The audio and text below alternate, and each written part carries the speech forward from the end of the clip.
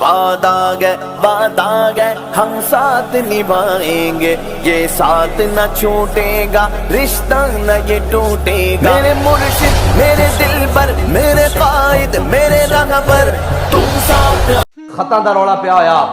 کہ کوئی خط آ گئے انہاں دا جواب، اور انہوں نے کیا حکومتاں گرا دیو، تے خطاں دا جواب قوم نو دکھا دکھا کے مظلوم بنن دا مطلب نہیں ہوندا۔ جدو کافر تے دشمن خط لکھن نا تے پھر انہاں خطاں دا جواب اس طرح ہوندا جس طرح حضرت یوسف بن تاشفین نے دیتا سی۔ انہاں خطاں نو دکھا کے ہمدردی نہیں سمیٹی جاندی۔ حضرت یوسف بن تاشفین نے یہ نہیں کیا کہ بھائی دیکھو اس نے خط میں اتنا لکھ دیا ہے کہ اگر آسمان کے فرشتے بھی تمہارے مدد کے لیے اتر آئیں تو تم مجھے شکست نہیں دے سکتے کیونکہ میں اتنی بڑی فوج لا رہا ہوں۔ تو حضرت یوسف بن تاشفین نے اپنے وزیر مشیر کو کہا کہ جناب اس کا جواب لکھو، تو اس مشیر نے بہت لمبے چوڑے صفوں پر جواب لکھا اور لا کر پیش کیا کہ ہم ایسے ذرہ لیس ہو کے آ رہے ہیں، ہم ذرے پہن کے آ رہے ہیں، ہم فوجیں لے کر آئے ہیں۔ تو حضرت یوسف بن تاشفین نے جب خط پر نظر ماری تو آپ نے کہا یار دشمنوں کو ایسے نہیں جواب دیا جاتا، وہ خط لاؤ جو اس نے لکھا ہے۔ جب وہ خط آپ کے سامنے لایا گیا نا تو آپ نے اس کی پشت کے اوپر لکھ دیا کہ میں جلد آ رہا ہوں۔ بات یہ ہے کہ جب دشمنوں سے بات کی جائے تو اس طرح کی جاتی ہے، وہ خط دکھا کر ہمدردیاں نہیں سمیٹی جاتی۔ کوئی تھے جو قطری خط کے اوپر رکے رہے اور آج امریکی خط آ گیا، لیکن ایک بڑے افسوس کی بات ہے، قوم اگر دھیان کرے کہ وزیر اعظم ایک بڑا کلیدی عہدہ ہے کسی بھی ملک کا، صدر ایک بڑا کلیدی عہدہ ہے کسی بھی ملک کا، ایک وزیر اعظم اپنی قوم سے خطاب کر رہا ہو اور وہ نعرے لگاتا ہو کہ میں بڑا حریت پسند ہوں، میں ایبسولوٹلی نو کہنے والا ہوں، لیکن جب امریکہ کا نام آئے تو وہ کہے کوئی ملک کوئی بات۔ میں نے کہا ملک کے اندر کلیدی عہدے رکھنے والے اپنے دشمن کا نام لیتے ہوئے لرزتے ہیں، کبھی ان کو یہ لرزہ نہیں آیا کہ اس ملک کے اندر اللہ اور اس کے رسول کے خلاف ہم نے جنگ لگا رکھی ہے، اس ملک کے اندر سود چل رہا ہے، ہم نے اپنے گرد قادیانیوں کی لابیاں پال رکھی ہیں، ہم نے اپنے ارد گرد لبرل پال رکھے ہیں، ہم نے قرآن و حدیث کو نصاب سے نکال دیا ہے، ہم نے روزے کی حالت میں ناموس رسالت کے مجاہدوں کو شہید کیا ہے، کبھی زبان نہیں لرزی، کبھی آنکھ میں بل نہیں آیا، لیکن امریکہ سے ڈرتے ہو تم۔ بابا جی فرماتے تھے وہ ایک سجدہ جسے تو گراں سمجھتا ہے، ہزار سجدے سے آدمی کو دیتا ہے نجات، تو آیا نہ کیوں ڈرتے بد نصیبہ۔ اور بھائی تجھے یہ کہنے کی ضرورت ہی نہ پڑتی،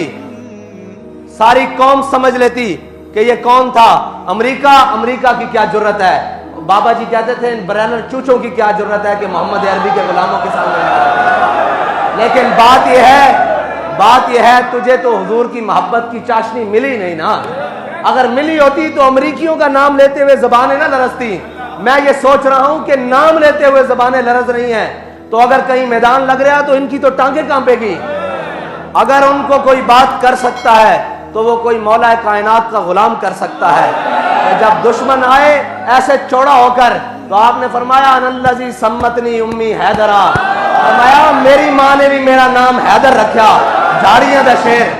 اور تو اگر ناموس رسالت دے مجاہداں دے تے گولیاں نہ چلائیاں ہوندیاں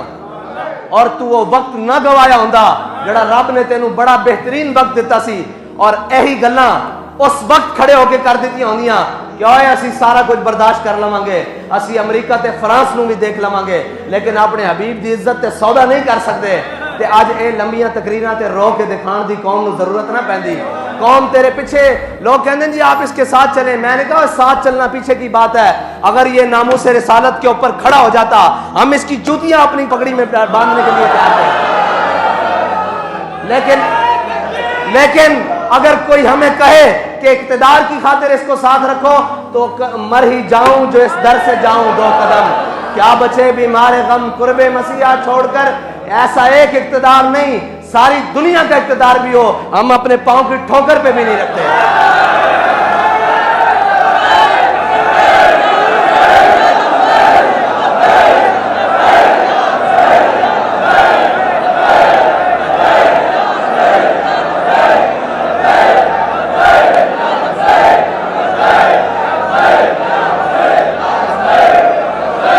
لبیک لبیک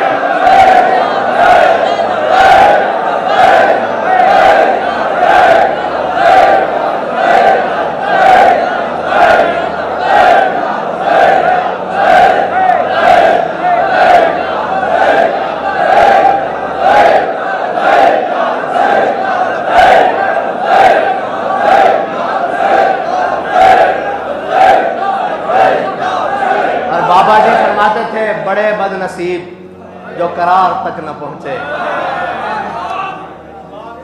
وہ قرار یہی تھا کہ تم ساری یورپی یونین کو سمیٹ کے ایک سائیڈ پہ رکھتے، امریکہ کو سمیٹ کے ایک سائیڈ پہ رکھتے، اور ویٹو پاور والے سارے ممالک کو لپیٹ کر ایک سائیڈ پہ رکھتے۔ وہ کہتے کہ بس جی ہم ساری باتوں پر کمپرومائز کر سکتے ہیں اپنے آقا و مولا کی ناموس کے لیے، اگر تم بات کر دیتے باخدا یہ دن تمہیں نہیں دیکھنے پڑتے، لیکن ابھی تم نے دیکھنے ہیں، ابھی تو دنیا میں دیکھے ہیں، ابھی تو آغاز ہے، ابھی تو انجام اس حشر کے دن تک باقی ہے جب حضور کے سامنے پیش ہونا ہے، اور اس کسی نکر میں امیر المجاہدین بھی کھڑے ہوں گے،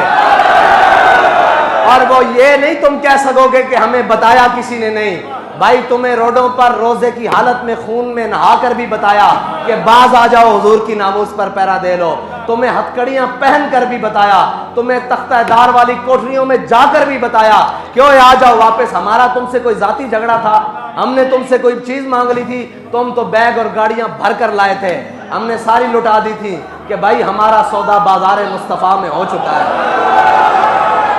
یہ ہم نے تاریخ جو ہے نا یہ سوداگروں کے لیے نہیں بنائی، نہ بابا جی نے اس کے اندر محنتیں سوداگروں کے لیے کی ہیں، یہ تاریخ کا مقصد صرف ایک تھا کہ ورفعنا لک ذکرک کا چرچا ہوتا رہے۔